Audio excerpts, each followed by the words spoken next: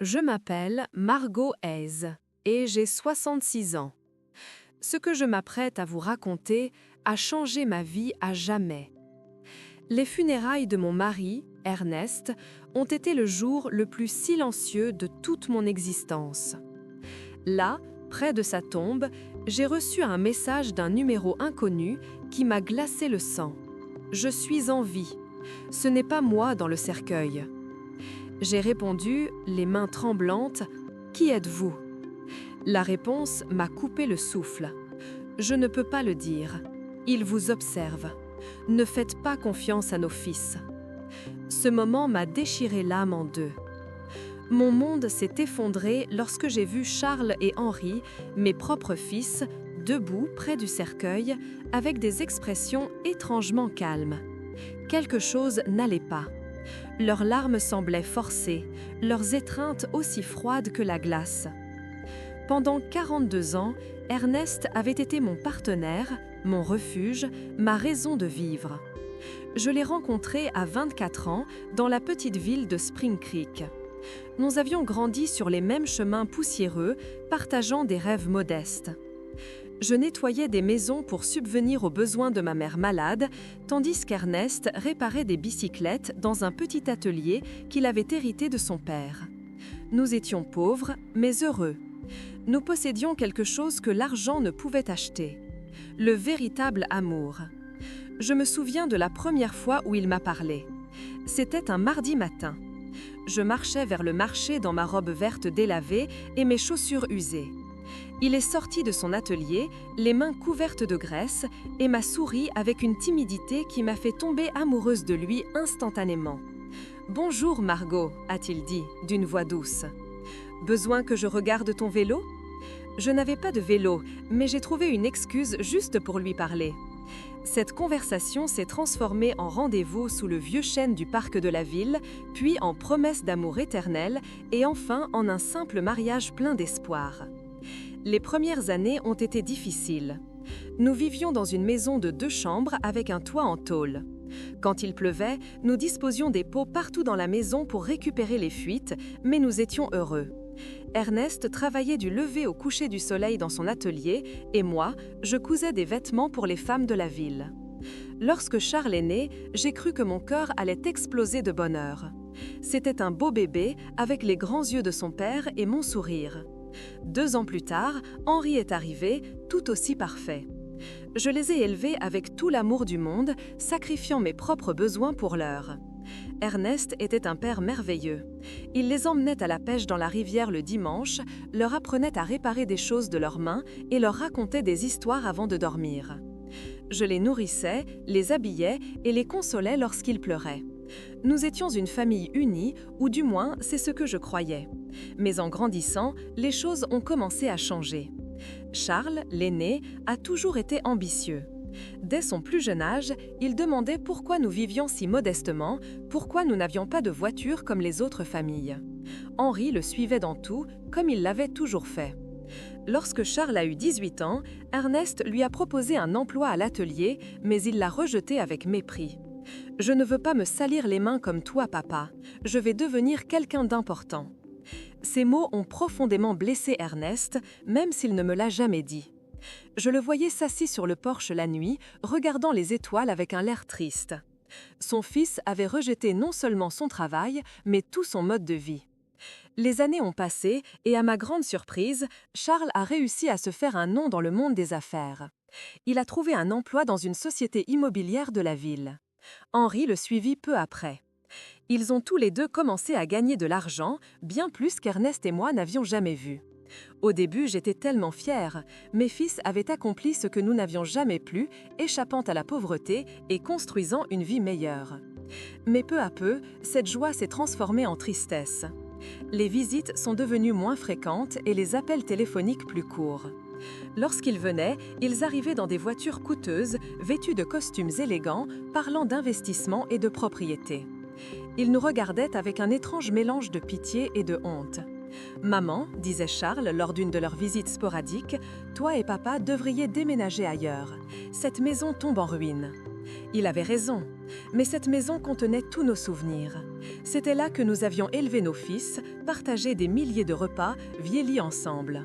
Elle n'était pas luxueuse, mais c'était notre foyer. Ernest, toujours sage, me disait « Margot, l'argent a changé nos garçons. Nous ne sommes plus suffisants pour eux. » Je refusais de le croire.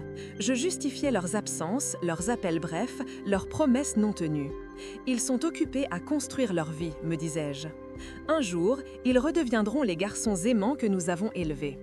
Mais dans mon cœur, je savais qu'Ernest avait raison. Nous avions perdu nos fils bien avant de perdre mon mari. Je ne savais simplement pas à quel point nous étions devenus des étrangers pour eux. Le changement le plus radical est survenu lorsque Charles a épousé Jasmine Albright, une femme de la ville qui ne cachait jamais son mépris pour notre vie simple. La première fois qu'il l'a amenée à la maison, elle est arrivée avec des talons aiguilles qui s'enfonçaient dans la terre du porche et une élégante robe rouge qui semblait plus chère que tout ce que j'avais jamais possédé. « Enchantée », dit-elle avec un sourire forcé, à peine les doigts tendus pour me saluer. Ses yeux parcouraient votre modeste maison avec une expression que je ne pouvais déchiffrer, mais qui me faisait me sentir minuscule. Pendant le dîner, Jasmine a à peine touché à la nourriture que j'avais préparée avec tant d'amour.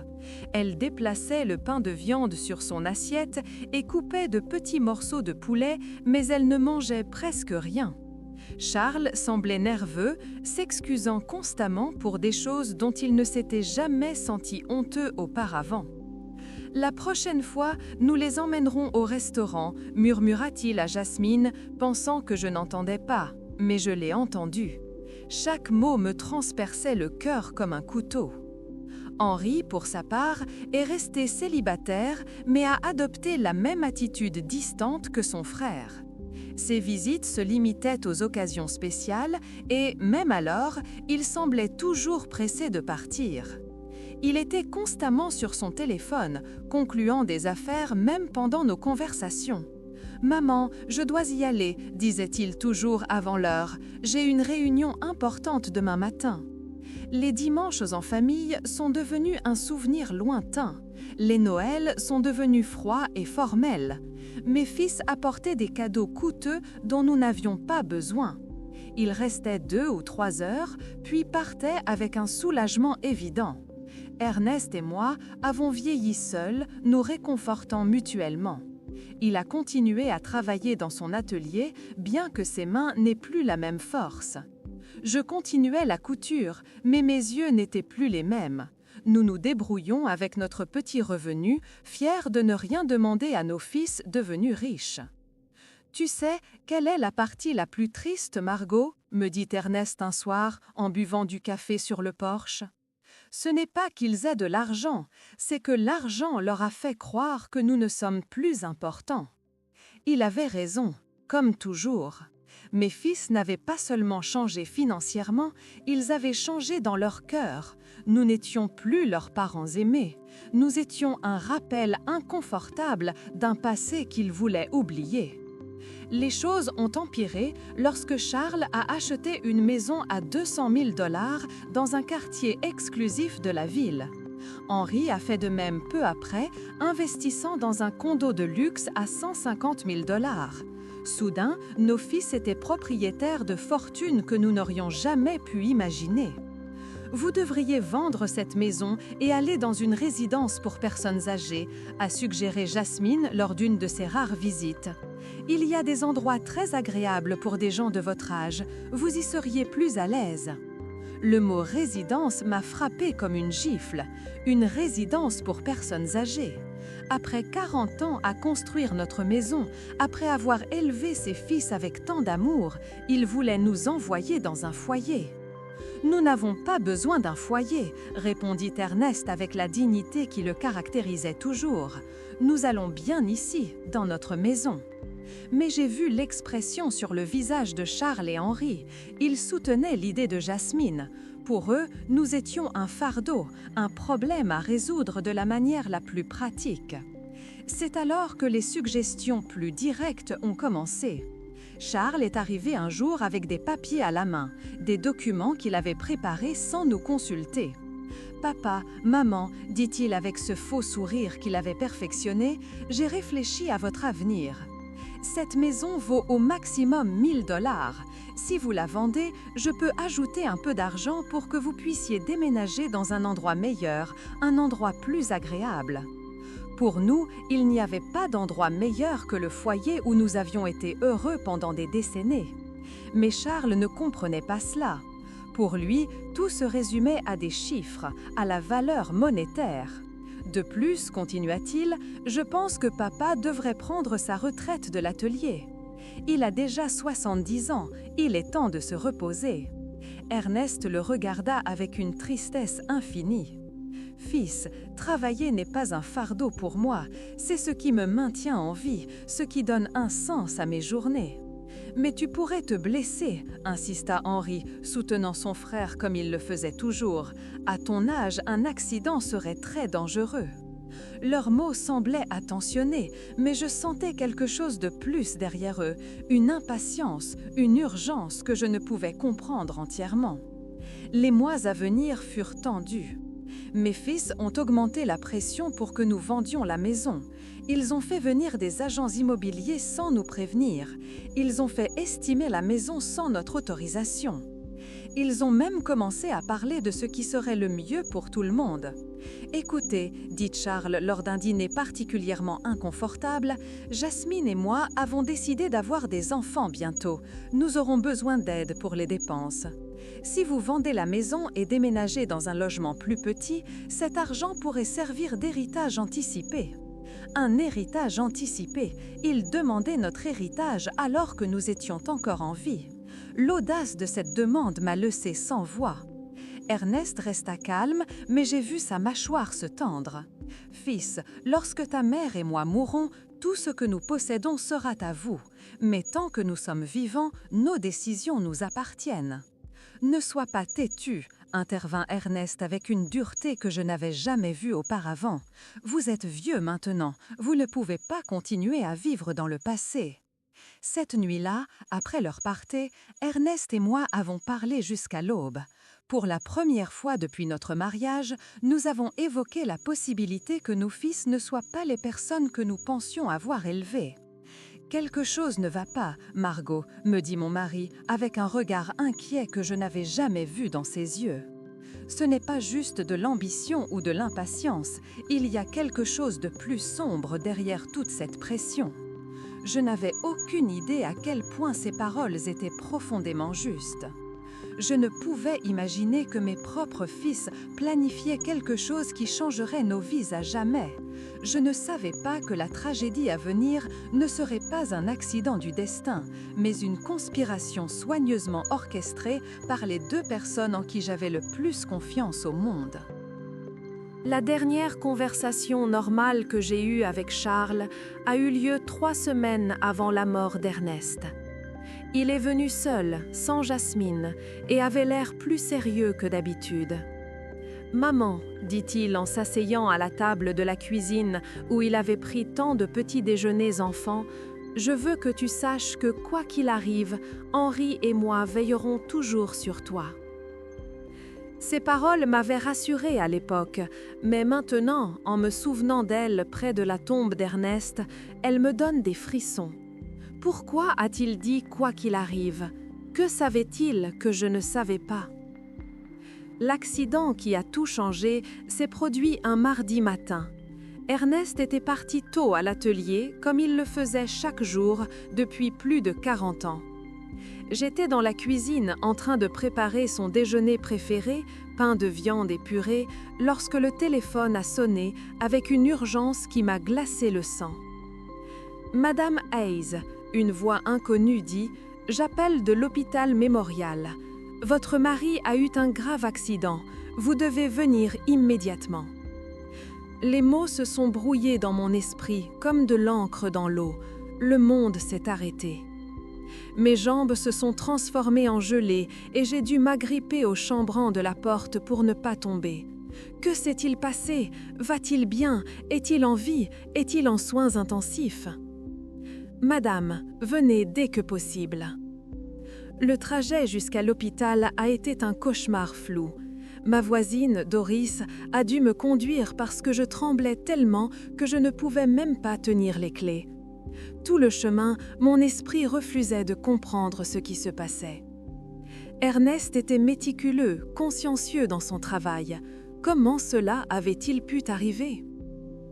Lorsque nous sommes arrivés à l'hôpital, Charles et Henri étaient déjà là. Cela m'a surprise, car personne ne les avait encore prévenus, du moins pas moi. Mais dans mon désespoir, je n'ai pas prêté attention à ce détail. « Maman, dit Charles, en me serrant dans ses bras avec une force qui semblait sincère, papa est dans un état grave. Les médecins disent qu'une des machines de l'atelier a explosé. Il a de graves brûlures et un traumatisme crânien. » Les yeux de Henri étaient rouges, mais quelque chose dans son expression semblait étrange. Il semblait plus nerveux que triste, comme quelqu'un attendant des nouvelles importantes, plutôt que quelqu'un souffrant pour son père. « Pouvons-nous le voir » demandai-je, désespérée. « Seulement la famille immédiate, un à la fois, et pendant 5 minutes, » expliqua l'infirmière. Lorsque je suis entrée dans cette chambre de soins intensifs, mon cœur s'est effondré. Ernest était branché à une dizaine de machines, avec des bandages couvrant la plupart de son visage et de ses bras. Je le reconnaissais à peine. Sa respiration était laborieuse, artificielle, maintenue par des machines qui bipaient constamment. Je me suis approchée de son lit et j'ai pris sa main, la seule partie de son corps qui semblait intacte. « Ernest, mon amour, je suis là, tout va bien se passer, tu vas te rétablir comme tu l'as toujours fait. » Pendant un instant, j'ai senti une légère pression dans ma main. Ses yeux bougeaient derrière ses paupières fermées. Il se battait, mon guerrier se battait pour revenir vers moi. Les 3 jours suivants furent les plus longs de ma vie. Je vivais pratiquement à l'hôpital, dormant sur les chaises inconfortables de la salle d'attente. Charles et Henri se relayaient pour m'accompagner, mais ils semblaient toujours plus intéressés à parler aux médecins qu'à réconforter leur père. J'ai surpris des conversations fragmentées que je ne comprenais pas complètement à l'époque. Henri demandait l'assurance médicale, le coût des traitements. Charles était au téléphone à parler des polices d'assurance vie et des bénéficiaires. « Maman, dit Charles le 2e jour, nous avons examiné l'assurance de papa. Il a une police d'assurance vie de 50 000 $. Il y a aussi une assurance accident du travail qui pourrait couvrir jusqu'à 75 000 $ de plus. » Pourquoi parlait-il d'argent alors qu'Ernest se battait pour sa vie? Pourquoi s'inquiéter de l'assurance plutôt que du rétablissement de son père? « Je me fiche de l'argent, répondis-je avec dureté. Je veux juste que ton père aille mieux. »« Bien sûr, maman, dit-il, mais j'ai vu quelque chose dans ses yeux que je n'ai pas aimé. Une froideur, un calcul en cours alors que son père était en mourant. » Le 3e jour, les médecins nous ont donné la nouvelle la plus dévastatrice. Le docteur Patterson, un homme âgé au visage compassif, nous a réunis dans un petit bureau. « Madame Hayes, commença-t-il doucement, l'état de votre mari est critique. Les brûlures se sont infectées et le traumatisme crânien est plus grave que ce que nous pensions. Nous devons être réalistes quant à ses chances. » « Que cela signifie ?» demandai-je, bien que mon cœur connaissait déjà la réponse. « Cela signifie que nous devons nous préparer au pire. Votre mari est dans un coma artificiel. Nous pourrions le maintenir en vie indéfiniment, mais sa qualité de vie, eh bien, il est très improbable qu'il reprenne conscience un jour. » Mon monde s'est effondré autour de moi, 42 ans de mariage, une vie entière construite ensemble, et maintenant on me disait que tout s'évanouissait comme de la fumée. « Nous voulons tout essayer, dis-je en sanglotant, peu importe le coût, peu importe le temps que cela prendra. » Mais Charles échangea un regard avec Henri qui me troubla profondément. « Maman, dit Charles d'une voix qui tentait de paraître compréhensive, nous devons être réalistes. Papa ne voudrait pas vivre ainsi. Il a toujours dit qu'il ne voulait jamais être un fardeau pour qui que ce soit. » « Un fardeau ?» J'ai explosé de colère. « C'est ton père, il n'est pas un fardeau. C'est l'homme qui vous a élevé, qui a travaillé toute sa vie pour vous offrir le meilleur. » Nous le savons, maman, intervint Henry, mais nous devons aussi penser à vous. Les frais médicaux seront énormes, ils pourraient effacer toutes vos économies. Encore une fois, l'argent, toujours l'argent. Mon mari était en train de mourir et il calculait les coûts. Cette nuit-là, seule dans la chambre d'hôpital, j'ai pris la main d'Ernest et lui parlai comme s'il pouvait m'entendre. « Mon amour, je ne sais pas quoi faire. Les médecins disent qu'il n'y a pas d'espoir, mais je ne peux pas te laisser partir.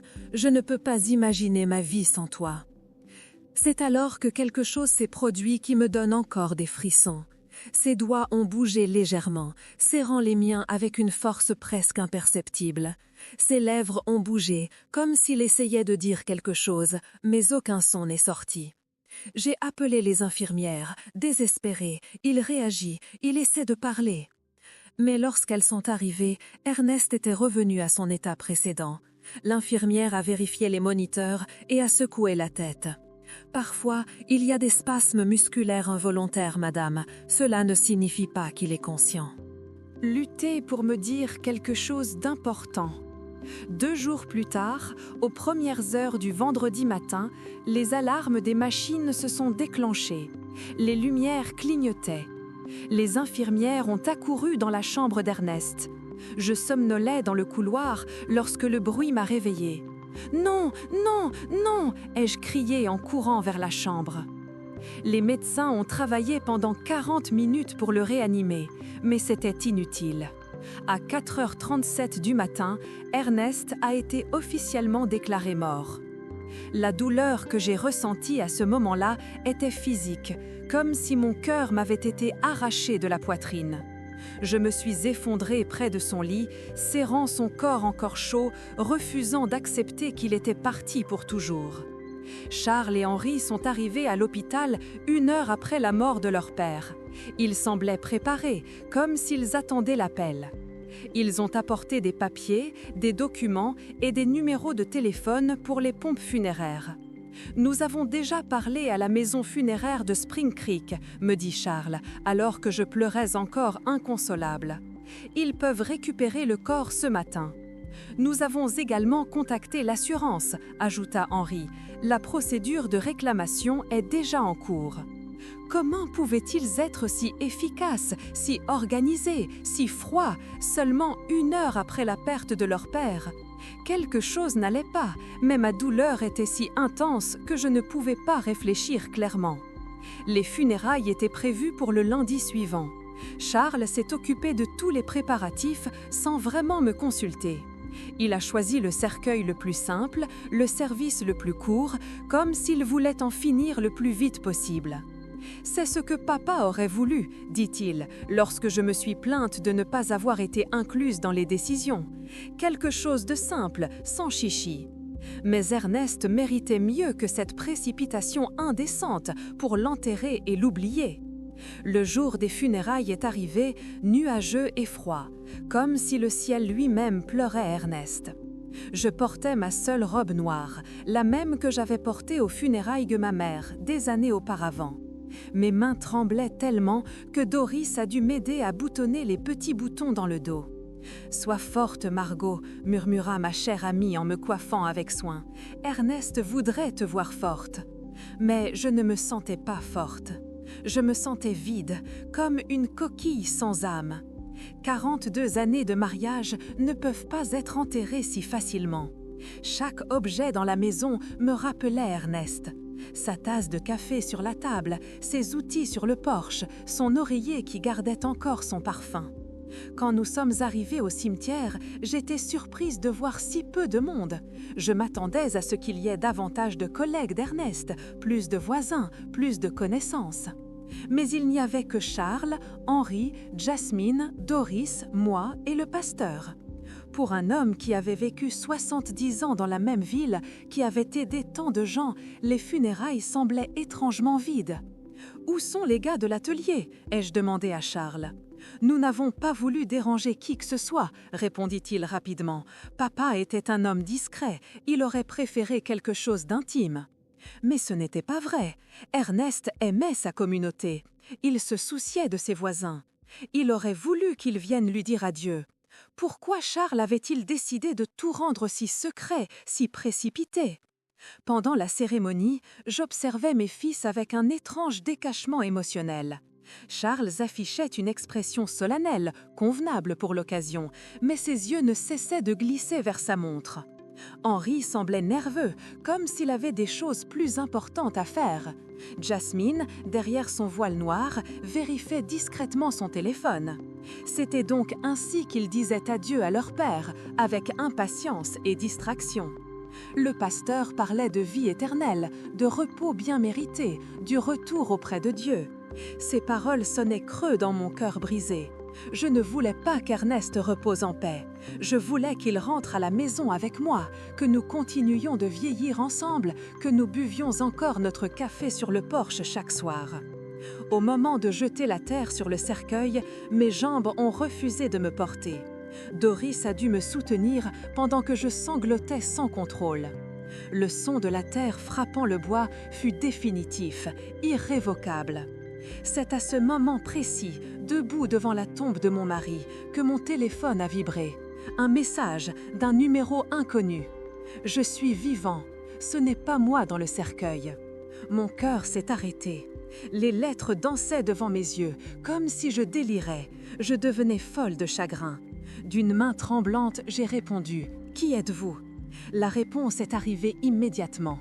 Je ne peux pas le dire. Il surveille, ne fait pas confiance à nos fils. Le téléphone est tombé de mes mains comme s'il brûlait. Doris s'est penchée pour le ramasser, mais je l'ai arrêté d'un geste brusque. Je ne pouvais laisser personne voir ces messages, pas avant d'avoir compris ce qui se passait. « Tout va bien, maman ?» demanda Charles en s'approchant, l'air inquiet. Je le fixais, cherchant un indice sur son visage. Ses yeux semblaient sincères, mais désormais, chaque geste, chaque mot, chaque expression me paraissait suspect. « Je vais bien », mentis-je, rangeant le téléphone dans mon sac. Sur le chemin du retour, je ne pouvais pas chasser ces messages de la tête. Était-il possible que quelqu'un me fasse une blague cruelle au pire moment de ma vie? Ou y avait-il vraiment une possibilité qu'Ernest soit vivant? Mais s'il était vivant, qui avions-nous enterré? Et s'il ne l'était pas, qui connaissait assez de détails sur notre vie pour écrire quelque chose d'aussi précis au sujet de nos fils? Cette nuit-là, seule dans ma maison qui ressemblait désormais à un tombeau, j'ai repensé à chaque détail des derniers jours. L'accident d'Ernest avait été étrange dès le début. Selon Charles, une machine avait explosé à l'atelier. Mais Ernest connaissait chaque vis, chaque fil dans cet endroit. Il était méticuleux en matière d'entretien, obsédé par la sécurité.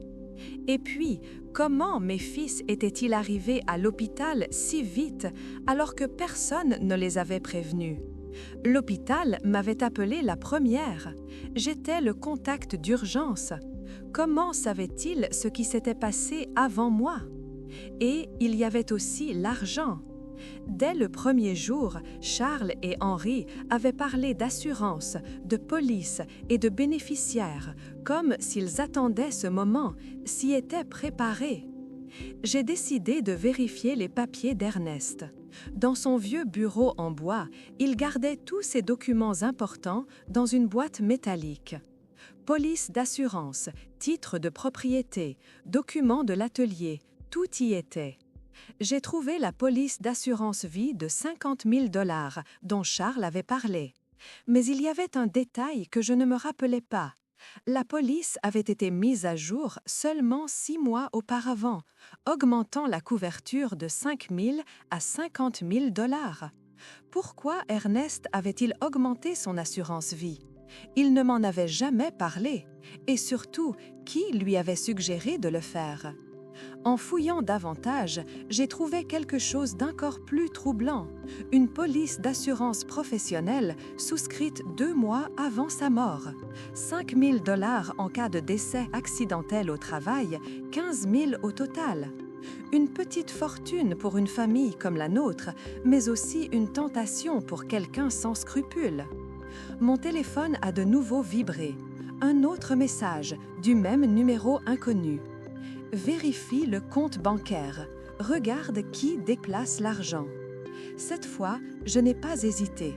Cette personne, qui qu'elle soit, en savait trop pour que ce soit une simple plaisanterie. Elle connaissait les assurances, elle connaissait mes fils. Elle connaissait des détails que seul quelqu'un de très proche aurait pu savoir. Le lendemain, je suis allée à la banque où Ernest et moi avions notre compte depuis 30 ans. Madame Thompson, la directrice, qui nous connaissait depuis toujours, m'accueillit avec des condoléances sincères. « Margot, je suis tellement désolée pour Ernest. C'était un homme bien. »« Merci, Madame Thompson. Je viens vérifier nos comptes. J'ai besoin de comprendre notre situation financière. » Elle m'a montré les relevés des 6 derniers mois. Ce que j'ai vu m'a glacé le sang. Au cours des 3 derniers mois, de gros retraits avaient été effectués depuis notre compte épargne. 1 000 $ en janvier, 3 000 en février, 4 000 en mars. De l'argent dont j'ignorais l'existence même. « Qui a autorisé ces retraits ?» ai-je demandé, la voix tremblante. « Votre mari est venu en personne », expliqua Madame Thompson. « Il a dit qu'il avait besoin de l'argent pour des réparations à l'atelier. Mais c'était moi qui gérais les comptes du foyer. Je savais exactement combien nous avions et ce que nous dépensions. Ernest ne m'avait jamais parlé de réparations coûteuses et nous n'avions jamais évoqué le retrait de milliers de dollars. « Avez-vous les signatures de ces retraits ?» demandai-je. Elle me montra le reçu. En effet, cela ressemblait à la signature d'Ernest, mais quelque chose n'allait pas. L'écriture semblait trop tremblante, trop incertaine pour son style habituellement ferme et clair. « Madame Thompson, demandai-je, le cœur battant, est-il venu seul pour faire ses retraits ou quelqu'un l'accompagnait-il » Elle réfléchit un instant. « Maintenant que vous le dites, je crois qu'il est venu 1 ou 2 fois avec l'un de vos fils, Charles, je crois. Il disait aider son père à remplir les papiers parce qu'Ernest avait du mal à lire sans ses lunettes. » Charles. Mon fils avait participé à des retraits d'argent à mon insu, prétextant la mauvaise vue de son père. Mais Ernest voyait parfaitement bien avec ses lunettes, qu'il ne quittait jamais de la journée. Cet après-midi-là, tandis que je relisais encore et encore les reçus bancaires, j'ai reçu un nouveau message. L'assurance, c'était leur idée. Ils ont convaincu Ernest qu'il devait te protéger davantage. C'était un piège. Je ne pouvais plus nier l'évidence. Les polices d'assurance augmentaient mystérieusement, les retraits d'argent non autorisés, la présence de Charles dans les transactions dont je n'avais jamais entendu parler. Son efficacité suspecte dans l'organisation des funérailles, son calme glacial pendant l'agonie de son père. Mais la question qui me terrifiait désormais était « avait-il réellement planifié la mort d'Ernest ?» Et qui m'envoyait ces messages? Les jours suivants furent un cauchemar de doutes et de soupçons. Chaque sourire de Charles, chaque étreinte d'Henri, chaque mot de confort sonnait faux, masquant quelque chose de sinistre. Mais j'avais besoin de preuves avant d'accepter une vérité aussi horrible que celle qui prenait forme dans mon esprit. Mon téléphone continuait à recevoir des messages du mystérieux numéro. « Va à l'atelier d'Ernest, regarde dans son bureau. Il y a des choses que tu n'as pas vues. » Je décidai d'y aller pour la première fois depuis l'accident. Charles avait dit qu'une machine avait explosé, mais lorsque j'y suis arrivée, j'ai découvert quelque chose de totalement différent de ce que j'imaginais. L'atelier était étrangement propre, trop propre pour avoir été le théâtre d'une explosion. Aucune trace de brûlure sur les murs, aucun débris, aucun signe de la destruction qu'un tel accident aurait causé. « Où est la machine qui a explosé ?» ai-je murmuré à voix haute. J'ai inspecté tout l'atelier et trouvé chaque machine à sa place en parfait état. La soudeuse, le compresseur, la scie électrique, tout fonctionnait. Alors, quelle avait été la cause de l'accident? Dans le bureau d'Ernest, j'ai trouvé quelque chose qui m'a glacé le sang. Une note écrite de sa main, datée de 3 jours avant sa mort. Charles insiste pour que je prenne plus d'assurance. Il dit que c'est pour Margot, mais quelque chose ne me semble pas normal. je ne lui fais pas confiance. » Sous cette note, une autre. Henri m'a apporté des papiers à signer. Il dit que c'est pour moderniser l'atelier, mais je ne comprends pas de quoi il s'agit. Pourquoi tant de précipitation? Mon mari avait eu des soupçons. Il avait perçu les mauvaises intentions de nos fils, mais il était mort avant d'avoir pu m'en parler. En fouillant encore, j'ai trouvé une enveloppe à mon nom. Je l'ai ouverte d'une main tremblante. C'était une lettre d'Ernest. « Ma très chère Margot, si tu lis ceci, c'est qu'il m'est arrivé quelque chose. Depuis quelques mois, j'ai remarqué des changements étranges chez Charles et Henri. Ils s'intéressent trop à notre argent, à nos assurances, à la vente de la maison. Jasmine leur met beaucoup de pression. Hier, Charles m'a dit que je devrais faire attention à ma sécurité car à mon âge, un accident pourrait être fatal. Je ne sais pas pourquoi, mais ces mots sonnaient comme une menace. Je t'aime, Margot. Si quelque chose m'arrive, ne fais confiance à personne aveuglement, pas même à nos fils. » La lettre m'échappa des mains. Ernest avait pressenti sa propre mort. Il avait vu les signes que moi, aveuglé par l'amour maternel, j'avais refusé de voir. Cette nuit-là, Charles vint me rendre visite. Il arriva avec une bouteille de vin et un sourire désormais glaçant. « Maman, j'ai réfléchi à ton avenir, dit-il, en se servant un verre sans me demander si j'en voulais un. L'argent de l'assurance est déjà en cours de versement. Ce sera 15 000 $. Comment sais-tu le montant exact? Demandai-je, feignant l'innocence. Eh bien, j'ai aidé papa avec les papiers. Il voulait être sûr que tu aies assez pour vivre confortablement. Un mensonge. Ernest n'avait jamais voulu augmenter l'assurance. Selon sa propre note, il y avait été poussé par Charles. « Et que penses-tu que je devrais faire de cet argent ?» demandai-je en le regardant attentivement. Ses yeux s'illuminèrent d'un éclat qui me glaça le sang. « Tu pourrais acheter une maison plus petite, plus confortable, ou mieux encore, aller dans une belle résidence pour personnes âgées, où tu aurais de la compagnie et des soins médicaux. Henri et moi pourrions gérer ton argent pour le faire fructifier. » Gérer mon argent. Nous voulons juste prendre soin de toi, maman. À ton âge, il est facile de se faire arnaquer ou de mal investir. Nous savons comment faire des placements, comment faire des affaires. Nous pourrions tripler cette somme en quelques années. Tripler mon argent ou le faire disparaître.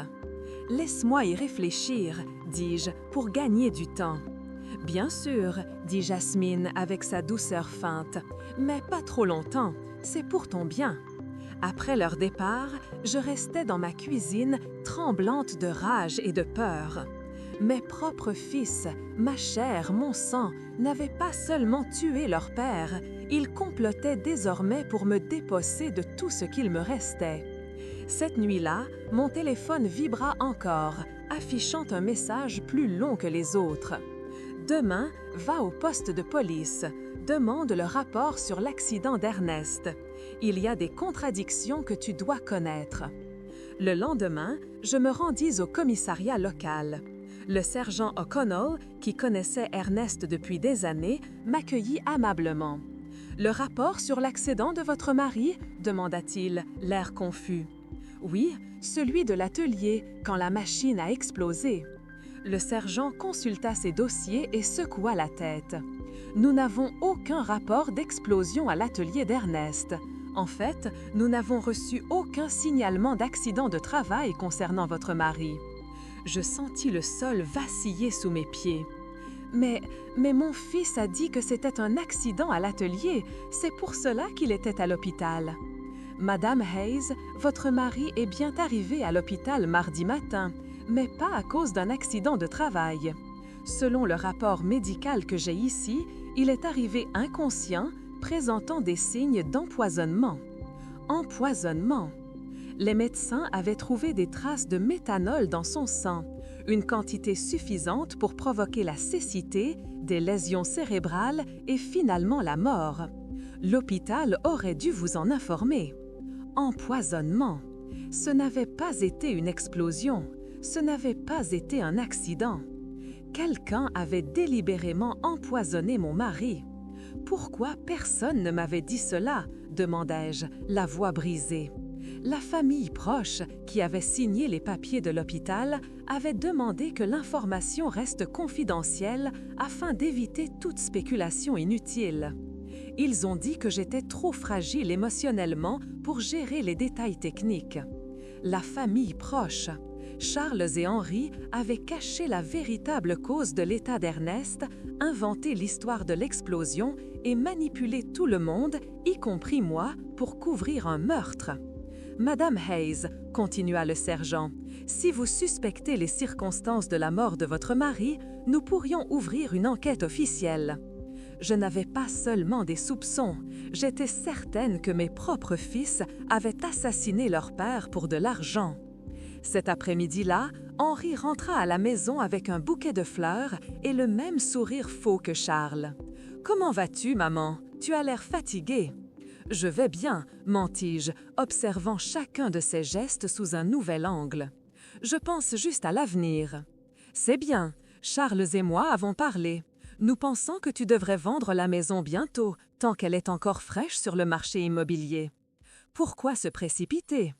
Eh bien, les vieilles maisons perdent rapidement de la valeur et tu as besoin de liquidités. Les funérailles, les factures médicales en attente. Plus de mensonges. Les funérailles avaient été bon marché, presque insultantes, et il n'y avait aucune facture médicale en attente, puisque l'assurance de l'hôpital avait tout couvert. « Henri, dis-je, le regardant droit dans les yeux, tu savais que ton père n'était pas mort d'un accident du travail. » Pendant une fraction de seconde, je vis de la panique dans son expression, mais il se reprit rapidement. « De quoi parles-tu, maman? » Je suis allée au poste de police. Il n'y a aucun rapport d'explosion à l'atelier de ton père. Cette fois, la panique était plus évidente. « Maman, tu ne devrais pas faire ce genre de choses. Ils vont te confondre. Le greffin te fait perdre la tête. »« Le greffin te fait perdre la tête ou c'est toi qui me mens? » Il se leva brusquement, réversant le café que j'avais versé pour lui. « Je pense que tu as besoin de repos. Nous en parlerons quand tu seras plus calme. » Il partit rapidement, mais pas avant de passer un coup de téléphone depuis le porche, bien que je ne puisse entendre les mots. Le ton était urgent, inquiet. Cette nuit-là, je reçus le message le plus révélateur jusqu'alors. « Ils viennent ensemble demain. Ils vont essayer de te convaincre que tu es folle, que le greffin te fait imaginer des choses. Ne les crois pas et ne prends rien de ce qu'ils te donnent à manger ou à boire. » La prédiction des messages mystérieux se réalisa exactement comme elle l'avait averti. Le lendemain, Charles et Henri arrivèrent ensemble chez moi, accompagnés de Jasmine. Ils avaient des expressions de sollicitude exagérées et un sac de pâtisserie de la boulangerie du centre-ville. « Maman, nous sommes très inquiets pour toi, » commença Charles d'une voix sucrée. « Les voisins nous ont dit que tu te comportais bizarrement. Doris dit que tu te parles toute seule et que tu ne manges pas bien. » Doris n'avait jamais dit cela. Ce n'était qu'un autre mensonge dans leur collection croissante. « Jasmine a apporté tes pâtisseries préférées, » ajouta Henri en montrant le sac. « Et nous avons préparé un café spécial avec cette marque que tu aimes tant. » Je me rappelais les mots du message. « Ne prends rien de ce qu'il te donne à manger ou à boire. » Il était possible qu'il prévoie de m'empoisonner aussi, tout comme il l'avait fait avec Ernest. « Merci, mais j'ai déjà pris mon petit déjeuner, » dis-je, restant à distance. « Mais maman, » insista Jasmine avec un sourire qui ne touchait pas ses yeux, « tu dois manger correctement. Tu as perdu beaucoup de poids depuis que papa Ernest est mort. »« Je vais bien, » répétai-je fermement. Charles échangeait un regard significatif avec Henri. C'était le même regard qu'ils avaient partagé à l'hôpital lorsque le médecin nous avait donné le pronostic d'Ernest. « Maman, » dit Charles en s'asseyant plus près de moi, « nous voulons te parler de quelque chose d'important. Henri et moi avons consulté quelques médecins à propos de ton comportement récent. »« Mon comportement? » ?»« Oui, les questions étranges que tu poses, les visites au poste de police, cette obsession pour des détails insignifiants concernant papa. C'est normal après une si grande perte, mais cela peut être dangereux si ce n'est pas traité. Henry hocha gravement la tête. Nous avons parlé au Dr. Albright. Il dit qu'il est fréquent que les personnes âgées développent de la paranoïa après la perte d'un conjoint, surtout les femmes de ton âge. Paranoïa. Ils m'accusaient de folie parce que j'avais découvert leurs mensonges. Je ne suis pas paranoïaque, dis-je avec toute la fermeté que je pouvais rassembler. Je pose juste des questions que j'aurais dû poser dès le début. Quelles questions, me défia Charles. Comme pourquoi il n'y a pas de rapport de police pour le supposé accident de ton père? Comme pourquoi l'atelier est parfaitement propre, si une explosion avait eu lieu? Comme pourquoi tu as retiré 5 000 $ de notre compte sans rien me dire? Le silence qui suivit était assourdissant. Les trois échangèrent des regards de panique à peine dissimulés. « Maman, » finit par dire Henry, « ces choses ont des explications simples. Papa a retiré cet argent pour des réparations. Il voulait le faire en secret, comme une surprise, pour toi. » « Quelle surprise !»« Il voulait rénover la maison, » mentit Charles. « Il avait engagé des ouvriers pour réparer le toit et peindre les murs. Il voulait que ce soit une surprise pour ton anniversaire. » Si c'était vrai, où étaient les ouvriers? Où étaient les matériaux? Pourquoi personne en ville n'était au courant de cette supposée rénovation et du rapport de police? Continua Charles. Tous les accidents de travail ne nécessitent pas de rapport, surtout lorsqu'ils surviennent sur une propriété privée. Encore des mensonges. Le sergent O'Connell avait été très clair. Tout accident du travail entraînant des blessures graves nécessite un rapport officiel. « Maman », intervint Jasmine, d'une voix douce mais condescendante. « Nous voulons juste prendre soin de toi. C'est pourquoi nous pensions qu'il serait mieux que tu déménages dans un lieu avec des soins médicaux spécialisés, une maison spécialisée pour les personnes traversant un deuil compliqué. Ils ont des psychologues, des infirmières, des activités pour te tenir occupé. Et en attendant, ajouta Henry, nous pouvons nous occuper de vendre la maison, gérer l'argent de l'assurance, toutes ces choses compliquées que tu ne devrais pas gérer dans ton état actuel. Voilà le plan complet. Me déclarer mentalement incompétente, me mettre dans une maison et prendre le contrôle de tout mon argent. D'abord, ils avaient assassiné Ernest pour l'assurance. Et maintenant, ils voulaient me voler aussi. « Et si je refuse ?» demandai-je. « Pourquoi refuserais-tu » demanda Charles, avec un sourire qui me glaça le sang. « Parce que c'est ma maison. C'est ici que j'ai construit ma vie avec Ernest.